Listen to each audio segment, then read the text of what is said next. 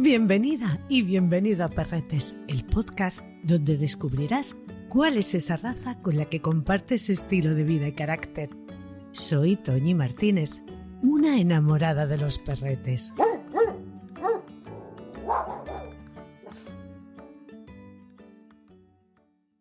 En torno a los perretes hay, como casi en todo, muchas leyendas, de las que ya te he contado algunas. Pero esta raza que nos ocupa hoy no protagonizó una de ellas, sino toda una realidad. Togo y Balto han pasado a la historia en la gran carrera del suero. Hoy te hablaré del husky siberiano.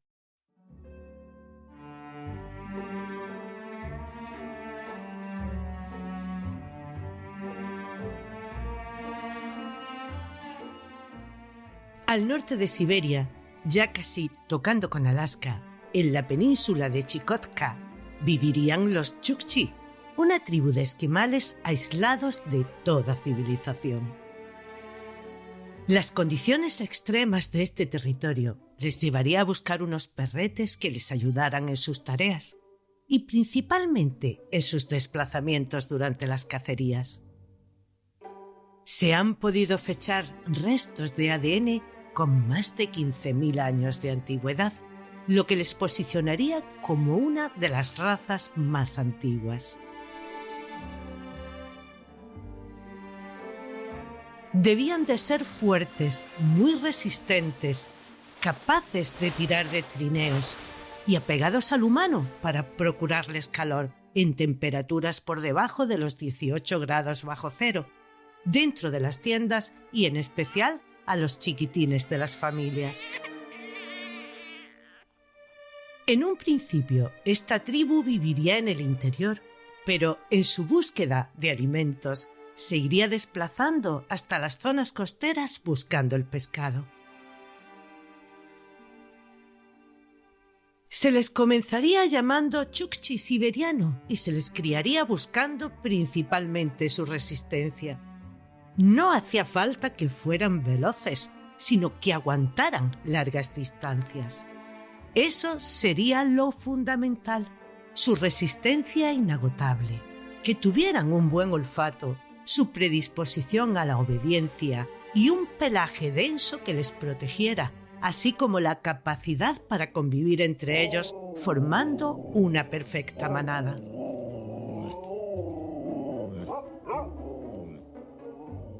Serían las mujeres de las tribus las que se encargarían de su crianza junto a sus hijos e hijas.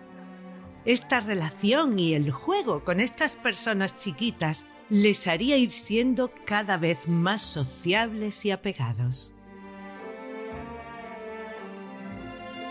Es casi seguro que se cruzarían lobos árticos que aportarían la adaptación al entorno y su estructura fuerte con otro tipo de perretes. Parece ser que serían los Koryak y Kamchadal los que estarían en sus orígenes. Esa selección iría encaminada a eliminar esa parte del lobo, dulcificando así su carácter. Solo se quedarían con los machos más adecuados para liderar los tiros. El resto se descartarían, al igual que harían con las hembras. Tendrían que pasar pruebas en las que demostraran sus actitudes y una vez que conseguían superarlas, gozarían de la mejor alimentación y de los más esmerados cuidados.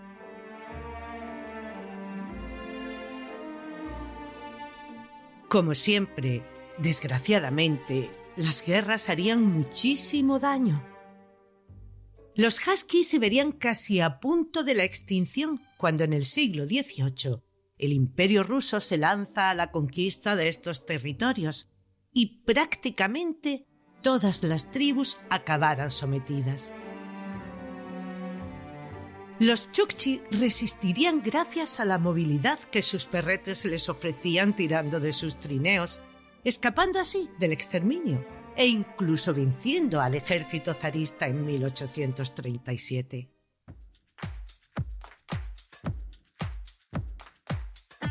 También se buscaron perretes más veloces cuando fueron llevados a Alaska, allá por el 1904, plena fiebre del oro, donde se les cruzaría con perretes de la zona y esto les pondría nuevamente en peligro.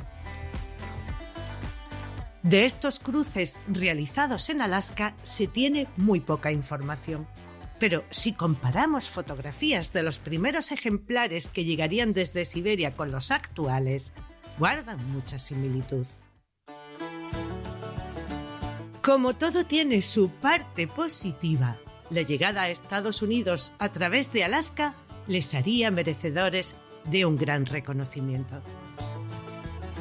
Gosak, un comerciante de pieles ruso, en 1909, llevaría directamente de Siberia algunos ejemplares de chukchis. No gustaron, levantaron muchas y duras críticas. Los comparaban con los que estaban acostumbrados a ver, que eran más pesados, a veces cruzados con perretes tipo moloso o tipo malamute, con huesos fuertes. Les veían pequeños, les parecían faltos de alimento, como si estuvieran anémicos. No gustaban sus articulaciones delgadas y largas, ni su aspecto tierno.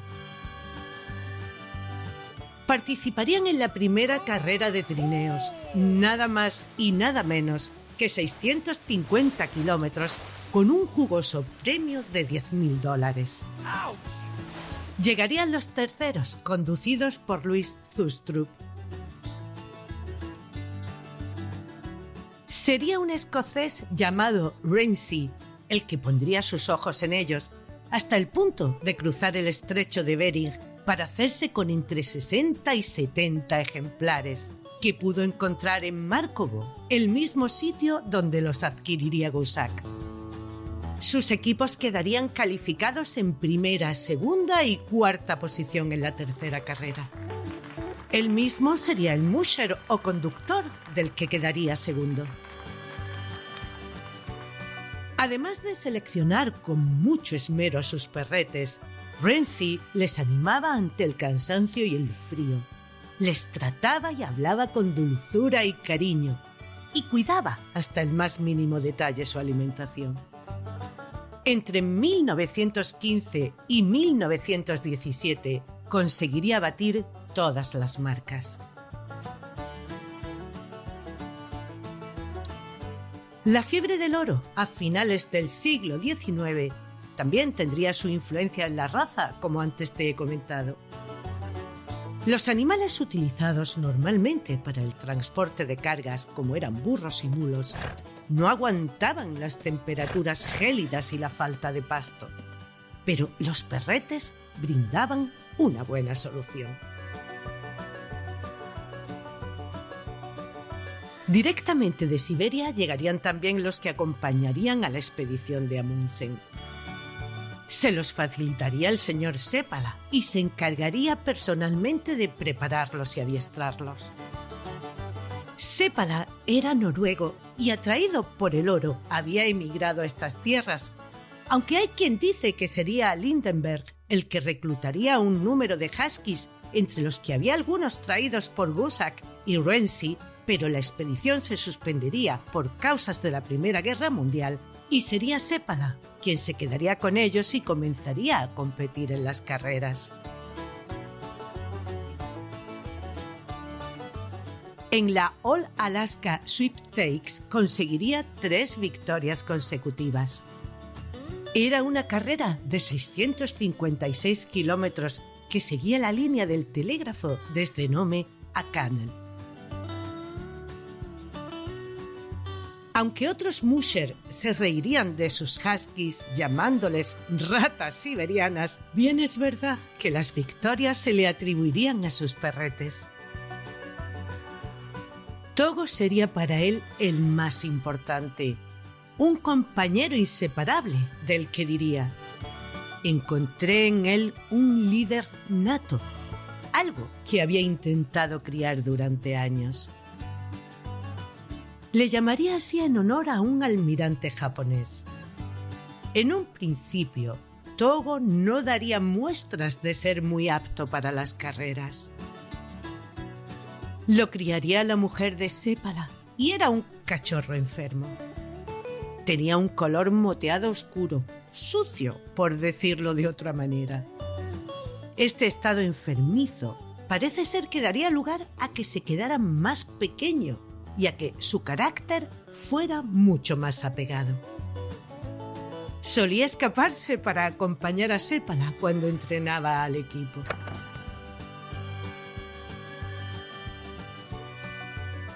Lo regalaría a una amiga cuando tenía 7 meses, pero se escaparía y regresaría a casa. Tenía la capacidad de encontrar el camino más corto y un carácter firme y obstinado, lo que haría que Sépala le tuviera en cuenta esta virtud y que le diera una oportunidad. Comenzaría a correr con el equipo en la parte trasera del tiro, pero poco a poco iría escalando posiciones hasta colocarse en cabeza, convirtiéndose en un claro líder.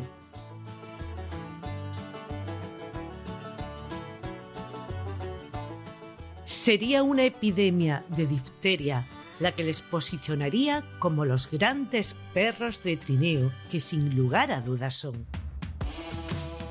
En 1925 tendría lugar la que ha pasado a la historia como la gran carrera del suero o de la misericordia.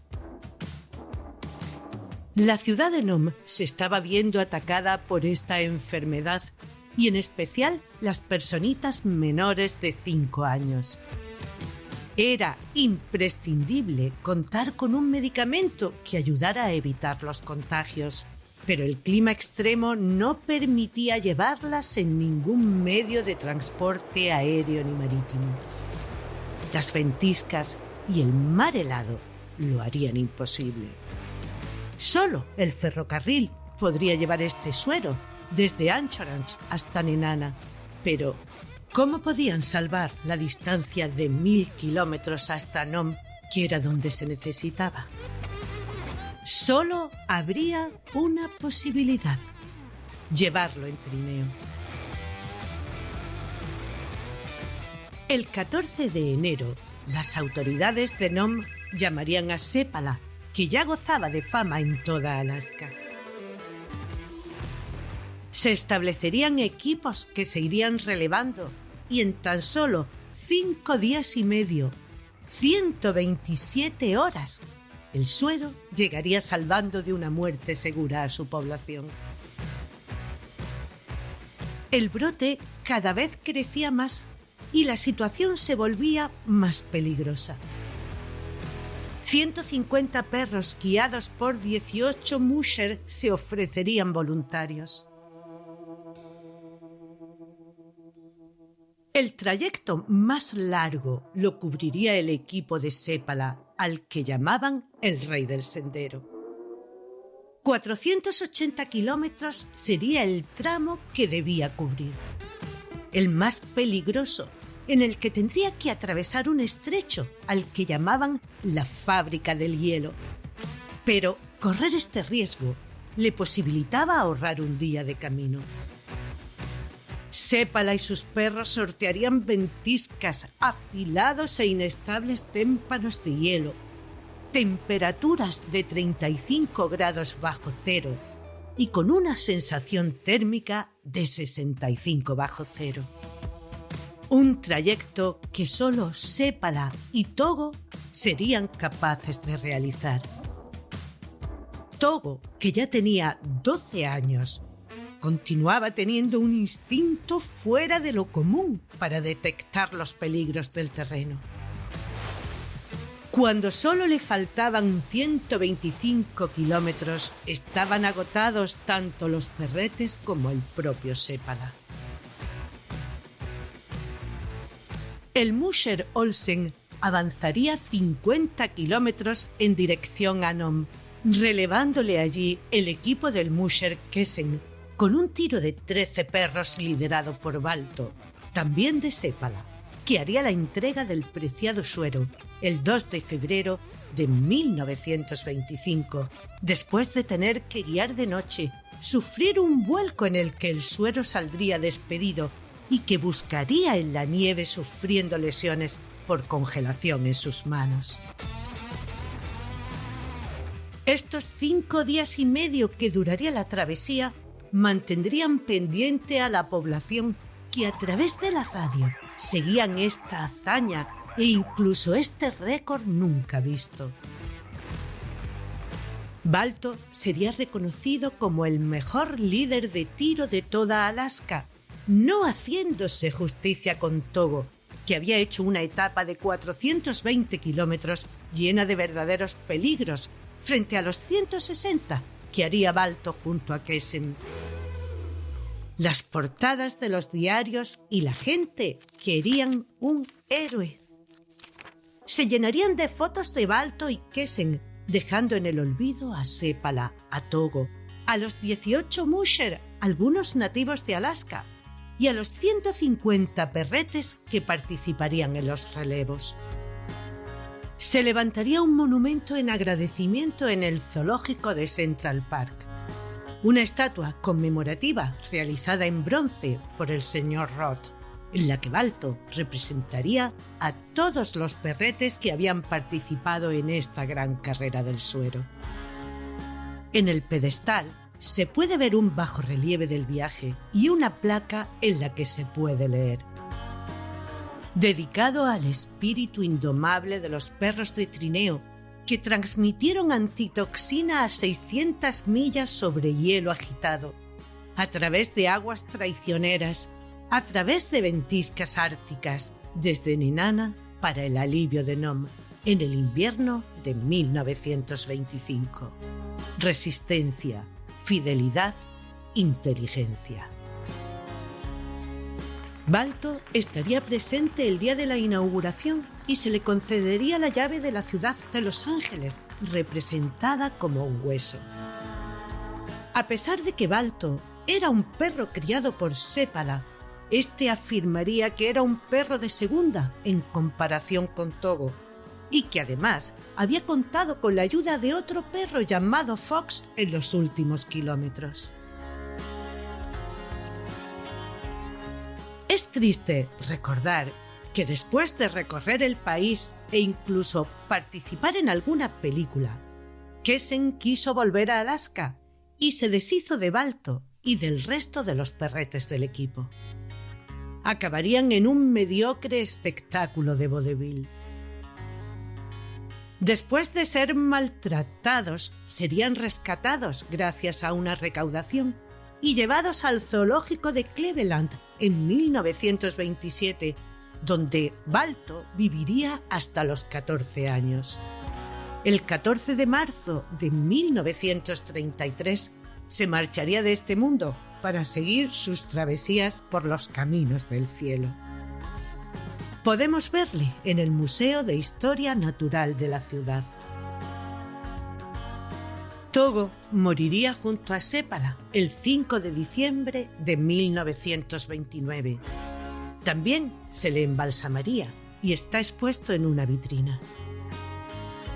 En 1955, la factoría Disney llevaría a la gran pantalla la película de dibujos animados Balto, aunque ficcionaría la historia en vez de ajustarse a la realidad e incluso le reflejaría como un mestizo de perro y lobo.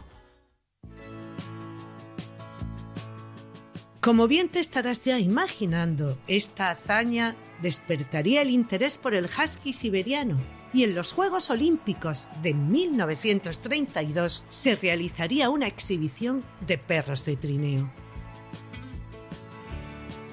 El señor Sepala se quedaría en Nueva Inglaterra, prestando su ayuda para que se extendieran en el este de Estados Unidos. Sus perretes participarían y ganarían con mucha facilidad en las carreras de trineo.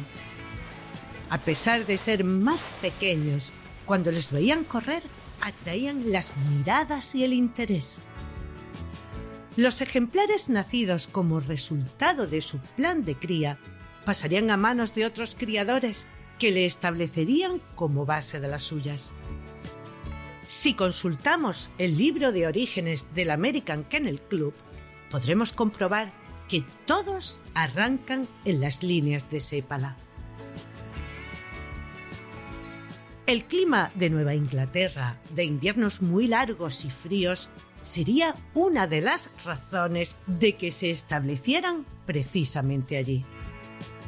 Arthur Walden sería uno de los criadores más importantes de la época. Lorna Demidov conseguiría su primer campeón con un perro de Walden, aunque no sería el único. No solo criaría, sino que sería, al igual que Short Shilly, que también criaba, de las mejores Mosher que se han conocido. La crianza se fijó el objetivo de conservar sus capacidades innatas ante el trabajo y de mejorarlos en su aspecto para que participaran en las exposiciones de morfología. En los rines se verían los mejores perros de tiro que se pudiera imaginar. En 1930, el American Kennel Club les reconocería como raza. Su primer estándar se publicaría en 1932. Un ejemplar llamado Fairbanks Princess Chena sería el primero en ser inscrito en su libro de orígenes. Eran mayoritariamente procedentes de Alaska. En 1938 se revisaría este primer estándar y se ampliaría. En 1939 sería Canadá quien, en pleno esplendor de la raza, haría suyo este mismo estándar. Llegarían a Europa, a Suiza concretamente, en 1950, inscribiéndose el primer ejemplar en 1955. En 1963 fundarían el Club de Perros Nórdicos, estableciendo normas estrictas de cara a la cría. Para que pudieran obtener su certificado genealógico, los padres deberían haber obtenido la clasificación como válidos para la cría. Una vez cumplido este requisito, debían someterse a distintas pruebas de salud, así como de carácter. Esto daría un gran prestigio a los huskies siberianos criados en este país y serían exportados a toda Europa, contribuyendo a mejorar la raza en muchos casos. La Federación Cinológica Internacional les reconocería en 1966. Gran Bretaña lo haría en 1968, siendo una hembra americana de nombre Yesopak Tasha, propiedad del señor Cracknell, la primera en ser inscrita en su libro de orígenes. Cracknell importaría también un macho para cruzarlo con ella. Regresaría a Estados Unidos con sus 2 ejemplares, pero dejaría allí a los hijos e hijas fruto de las camadas que había realizado. En 1971, Don y Liz Leitch serían los primeros aficionados británicos que darían lugar a que la raza se asentara en su país. La afición en general trabajaría seriamente para que no perdieran su instinto y capacidad de trabajo. En 1979, el 18 de abril, el Kennel Club americano aprobaría el estándar oficial. Inglaterra, en 1986, la reconocería por completo, lo que facilitaría su participación en las competiciones al campeonato. El Siberian Husky Club de América aprobaría una revisión del estándar el 9 de octubre de 1990, que entraría en vigor el 28 de noviembre de ese mismo año. Se considera a Pando, hijo de Harry y Colima, descendientes ambos de los primeros ejemplares de Gusack y nacido el 4 de abril de 1955, como el padre de la raza. Legaría 25 campeones a Estados Unidos, quedando su rastro en los pedigrís de los mejores reproductores y campeones americanos. Curiosamente, parece ser que en el congreso que celebrara la cinofilia rusa en 1947, establecerían 4 razas: Karelo finés, ruso europeo, siberiano oriental y siberiano occidental.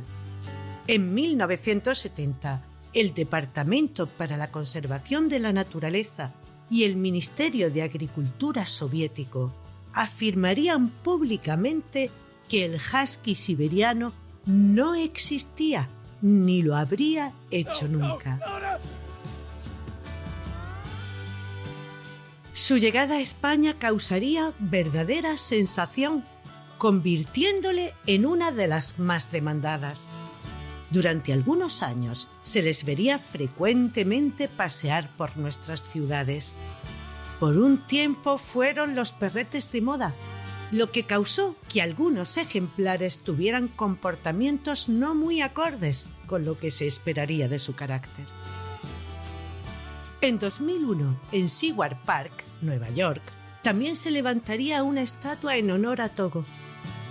Y en 2019, Disney haría una película basada en la historia real a modo de homenaje. William Dafoe encarnaría a Sépala y un descendiente de él a Togo. Lleva por título su nombre y está disponible en Disney Plus si te apetece verla. Son muchas las voces que afirman que sin esta raza, Alaska posiblemente no sería lo que es.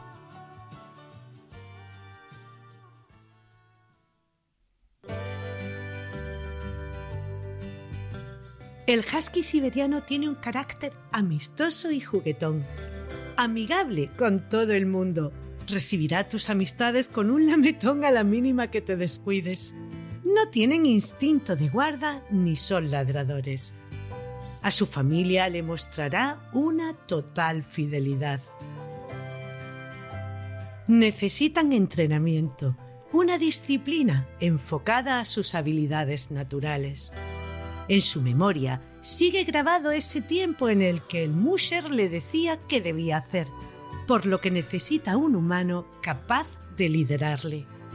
Los criadores de esta raza siguen manteniendo su instinto prácticamente intacto. David García Suárez, nuestro experto en conducta canina, juez internacional de trabajo deportivo e instructor en la escuela canina Kerkus, nos habla de ellos. Estas razas, pues, estéticamente impresionantes y maravillosas, son estos perros que nos recuerdan enseguida de dónde vienen nuestros perros. Es decir, ya sabéis que para la ciencia moderna, por suerte, está el perro ya interpretado como una subespecie de lobo, y claramente cuando vemos un husky, pues le damos mucho sentido a este concepto científico. Son perros que tenemos básicamente dos estilos de husky, ¿vale? Los huskies más domesticados, por así decir, más de líneas de belleza, que son unos animales muy amables, muy agradables, pero que siguen siendo perros con una fuerza muy intensa y una forma de ser también muy intensa. De hecho, yo siempre se lo comento un poco, cuando tienes un perro de trineo, ellos no tiran del trineo porque te hacen caso. Ellos tiran del trineo por competitividad con el otro perro. ¿Vale? Son perros que disfrutan y necesitan una actividad física bastante intensa, y a pesar de lo que la gente pueda creer, en realidad no sufren, cuando están bien adaptados, no sufren tanto al calor como otros animales, porque el pelo les protege, no solamente del frío, sino también del calor relativo, no del calor muchas veces nuestro de pleno agosto, ¿no? Evidentemente. Pero sufren menos del calor, por ejemplo, que un labrador, para que os hagáis un poco de referencia, ¿eh? Pero sí son perros que es importante saber que ellos, su forma de ser, podemos llegar a tener una comunicación y una convivencia súper fácil con un nórdico, pero es importante que no nos podemos apoyar en estructuras sociales de sumisión, ¿vale? Son perros que son muy fuertes, entonces le tenemos que explicar todo muy bien, y antes de plantear que él nos haga caso, le hemos tenido que explicar muy bien los ejercicios y esa expresión positiva de los ejercicios hasta que se convierten en hábitos. En otros perros nos aprovechamos de la estructura social y pues el perro nos va a seguir por ese vínculo afectivo social, pero en un buen nórdico pasaba con mucha frecuencia pues que a la gente se les escapaban y se le iban, ¿no?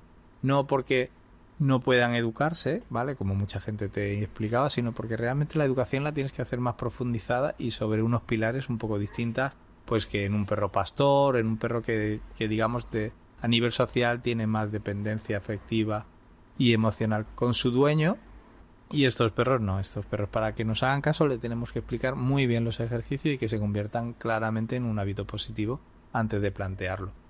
Una vez hecho esto, son perros que puedes convivir y disfrutarlos perfectamente, ¿vale? Y bueno, son perros que, sobre todo si tienes estos perros que salen un poquito más de línea de trabajo, pues comentarle y fomentar a todo el mundo que tienen que hacer para lo que ellos han nacido, ¿no? Entonces, pues, desde enseñarle a hacer un poco de mushing con la bicicleta, los deportes que hay ahora muy bonitos de canicross o bayoggering, ¿sabes? Que realmente el perro son carreras de media distancia y lo van a disfrutar sobremanera.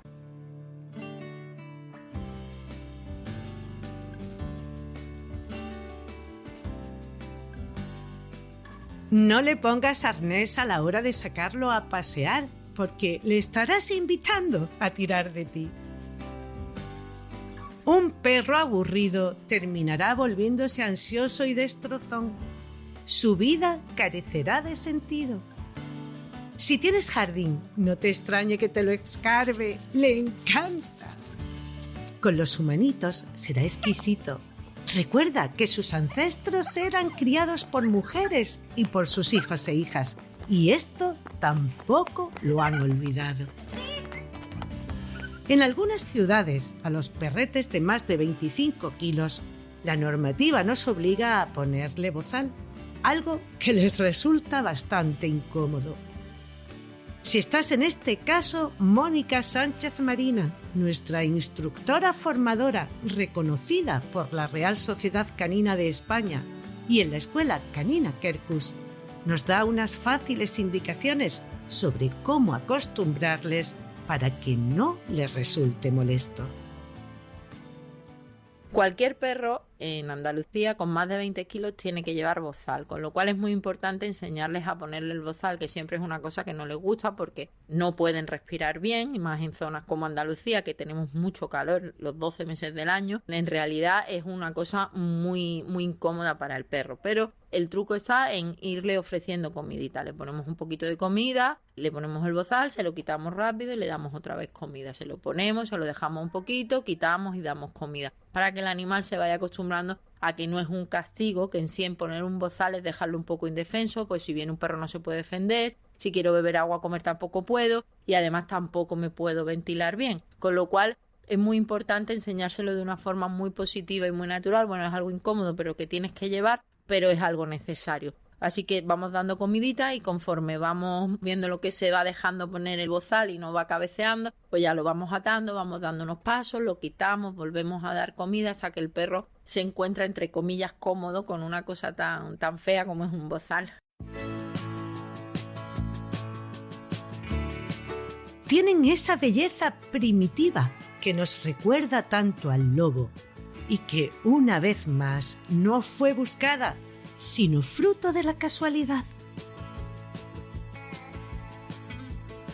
La Federación Cinológica Internacional lo encuadra en el grupo 5, perros tipo Spitz y primitivos, en la sección 1, perros nórdicos de trineo. El 15 de septiembre del 2021 publicaría la última validación de su estándar, describiéndole como un perro de trabajo de tamaño mediano, rápido y ligero, con un movimiento libre y gracioso. Su cuerpo moderadamente compacto y bien cubierto de pelo. Las orejas erguidas y la cola tupida de pelo de cepillo sugieren su herencia nórdica. Su andar característico es suave y aparentemente sin ningún esfuerzo. Lleva a cabo su función original de perro de tiro de la manera más eficaz, llevando una carga ligera a velocidad moderada a grandes distancias. Las proporciones y la forma de su cuerpo reflejan un equilibrio básico de poder, velocidad y resistencia. Los machos de la raza son masculinos, pero nunca toscos.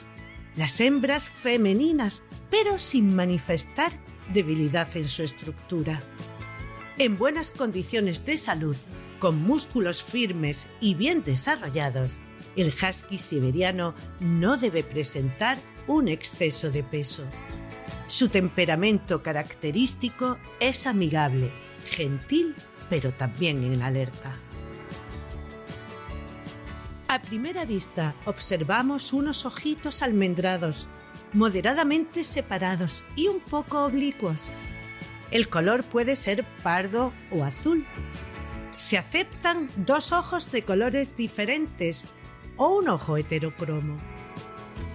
Sus orejitas son de tamaño mediano y de forma triangular, colocadas muy cerca la una de la otra, de implantación alta, gruesas, bien cubiertas de pelo, ligeramente arqueadas en su parte posterior e intensamente erguidas. Un cuello de largo medio, arqueado y llevado orgullosamente erguido cuando está parado. Durante el movimiento, al trote, extiende el cuello de manera que la cabeza es llevada ligeramente hacia adelante. Una espalda recta y fuerte. Un pecho profundo. Una cola bien cubierta de pelo en forma de cepillo de zorro. Está insertada justo por debajo del nivel de la línea superior y habitualmente, cuando el perro está atento, es llevada sobre la espalda en forma curvada de hoz. Al levantarla, no se debe enroscar hacia los lados ni quedarse aplanada sobre su espalda. Su pelo es de doble capa y de largo medio, dando la apariencia de ser tupido. La lanilla interna es suave, densa y suficientemente larga como para sostener la capa externa. En esta es recto y algo pegado suavemente al cuerpo. Durante la muda perderá esta capa interna. Se permite recortar los pelitos del bigote y entre los dedos y alrededor de los pies para presentar un aspecto más limpio.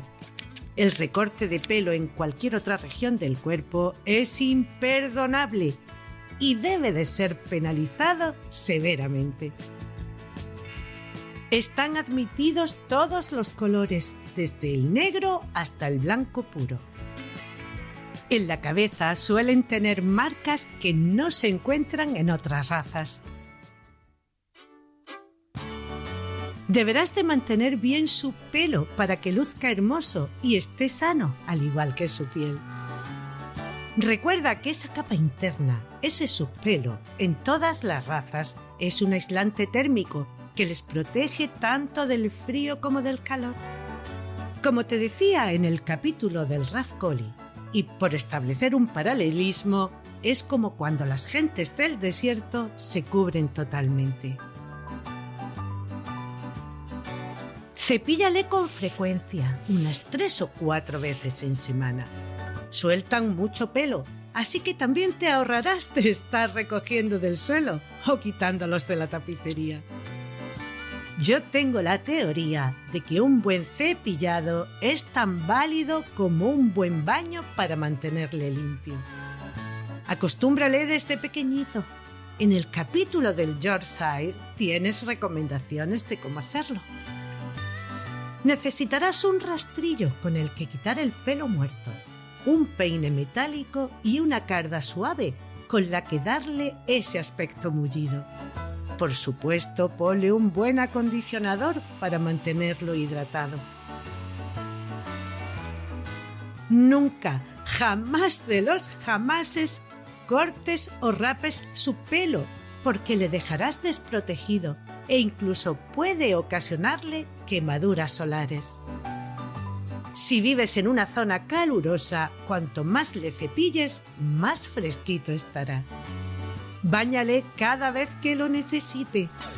Los criadores especializados recomiendan hacerlo una vez al mes. Utiliza un champú de buena calidad y de hidratación ligera, con un pH 7 como el de su piel. En las 2 épocas de muda que hará al año, hazlo cada semana. Te ayudará a eliminar pelo muerto, acelerarás el cambio y dará lugar a que salga mucho más bonito. Utiliza agua templada, pero en la muda ponla calentita y después de un buen enjuagado, aplícale un hidratante también ligero. Asegúrate que no queda ningún rastro de champú. Tendrás que poner mucho cuidado en esto, porque puede parecer que lo has eliminado todo y no será así. Sécalo bien con aire templado, que esté más frío que caliente, para no deshidratarlo. Y asegúrate que queda bien seco, para que los hongos no lo visiten. Te puede dar la sensación de que está seco y al rato darte cuenta que sigue mojado. En esto la carda también te vendrá bien para ir separando el pelito. Tanto en el enjuagado como en el secado deberás poner especial atención. Revisa siempre sus oídos y el largo de sus uñas. Siempre te puede ser de ayuda una peluquería especializada que entienda bien las necesidades de estos perretes.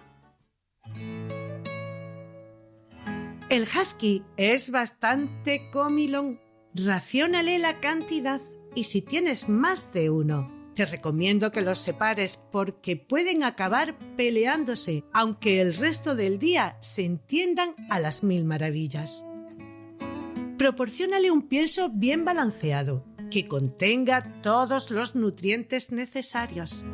Carbohidratos, proteínas, grasas de buena calidad y ajustado al grado de actividad que realice. En verano ponle un pienso menos calórico porque la actividad será bastante más baja. Una buena alimentación hará que esté todo en orden por dentro y por fuera. Para su pelo también es muy importante. Su salud en general es bastante buena. Son duros e incluso sufridos, pero pueden verse afectados por problemas oculares como la atrofia progresiva de retina, la conocida como nariz del husky, una dermatitis nasal provocada por la falta de zinc.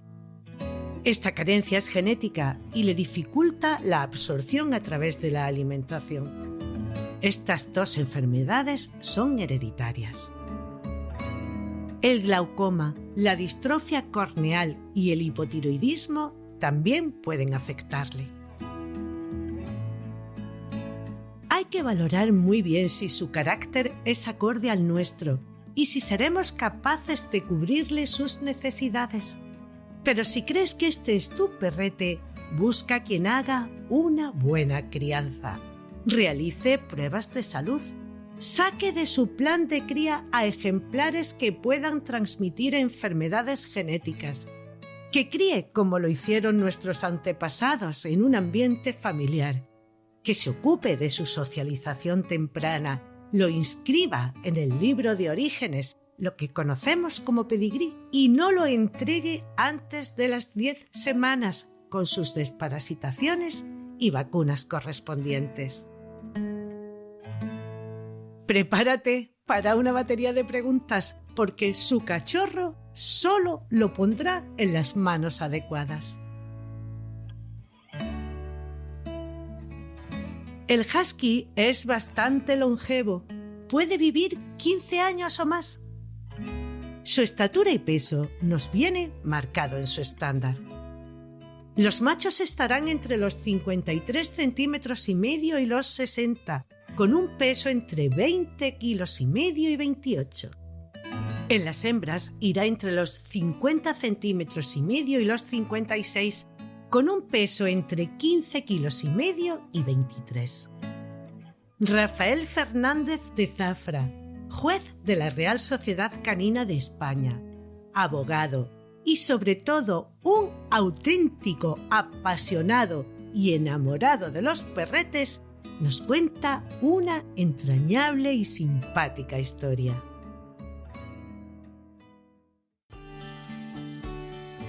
Tenía yo un vecino que era un hombre muy humilde, muy buena persona, limpiabotas. Este señor trabajaba en el centro de Málaga, se llamaba Frasquito y le gustaban mucho los perros, mucho. Tenía muchos problemas familiares, el pobre. Y el hombre pues estaba refugiado en su trabajo y en sus perritos. Pues bueno, él tenía un perro bodeguero, ya viejecito, y uno de los señoritos que le limpiaba los zapatos, pues le regaló una perra husky siberiana, porque no la podía tener en casa porque la perra le destrozó medio piso. La perra fue rebautizada cuando la cogió Frasquito, que el hombre, pues, en su forma de cultura no la tenía muy grande, y decía que tenía un Susky siberiano. Y la perra se quedó como Susky. Bueno, pues la Susky era un espectáculo, porque Frasquito todos los domingos compraba un pollo asado para sus perros y otro pollo asado para la familia. Y muchas veces, para hacer la gracia, echaba un ratito de café en el bar y tal, y le decía: Susky, vamos por un pollo que hoy es domingo. Y la perra, inteligentísima, se asomaba a la calle. Si veía mucho coche y mucho tráfico de gente, no se movía. Pero como fuera un día de estos festivos que había poca gente, la perra se iba ladrando de alegría directamente al asador de pollo. Y así os cuento la historia de la husky más inteligente y más mimada que he conocido, que era la Susky que tenía Frasquito, que en paz descanse.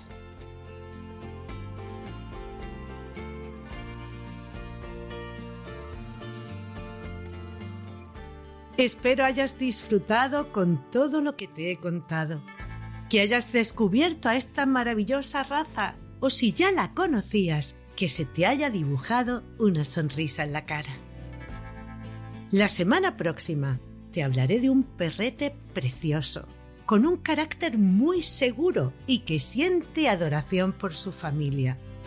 Una raza con la que queremos rendir homenaje a esas gentes capaces de sobreponerse a todo, incluso a los efectos devastadores de una erupción volcánica durante meses. Te hablaré del pastor garafiano.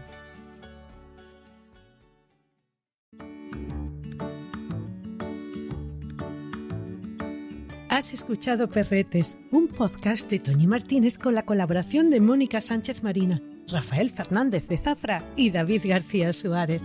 Pablo Cruz hizo la supervisión. Mi agradecimiento a María Santonja, Francis Arrabal y Pablo Cruz por animarme a llevar a cabo este proyecto. Escucha Perretes en cualquier reproductor de podcast. Si te ha gustado, déjame una reseña, compártelo en tus redes sociales y recomiéndame a tus amistades. Gracias por escucharme.